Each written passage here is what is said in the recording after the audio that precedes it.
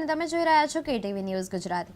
દમદાર ખબરમાં મહત્વના સમાચાર જામનગરથી મળી આવ્યા છે કે ગુરુ ગોબિંદ સિંઘ સરકારી હોસ્પિટલમાં સ્કિન વિભાગે સ્ટીવન જોન્સન સિન્ડ્રોમ SJSTEN થી પીડિત 20 વર્ષીય પોરબંદરી યુવતીનો સફળ ઇલાજ કરીને તેને જીવલેણ સ્થિતિમાંથી સુરક્ષિત બહાર કાઢી છે, નવી જિંદગી આપી છે।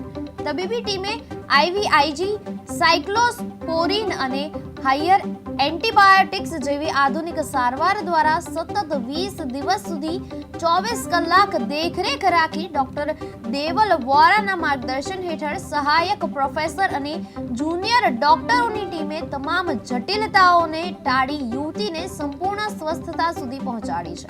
હોસ્પિટલ સુપ્રિન્ટેન્ડન્ટ અને ડીનની ત્વરિત મદદથી આવશ્યક દવાઓ ઉપલબ્ધ કરવામાં આવી છે, જે સારવારની સફળતા માટે મહત્વપૂર્ણ સાબિત થઈ રહી છે। પરિવારજનો હોસ્પિટલની ટીમને દિલથી આભાર વ્યક્ત કરે છે અને આ સિદ્ધિ સૌરાષ્ટ્રના આરોગ્ય ક્ષેત્રમાં મહત્વપૂર્ણ મોરચો ગણાય છે।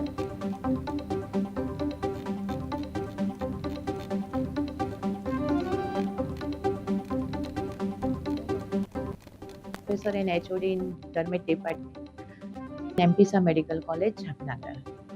અત્યારે ખાસ એ વાત મારે જણાવવાની છે કે અમારે ત્યાં એક પોરબંદરથી ટ્રાન્સફર થઈને 20 વર્ષની દીકરી જે પોરબંદરના ગવર્મેન્ટ હોસ્પિટલમાંથી જામનગર અમારા ડિપાર્ટમેન્ટમાં આવેલ હતી, જે SJ સિન્ડ્રોમ નામના રોગથી પીડાતી હતી, જે અત્યંત જીવલેણ બીમારી છે।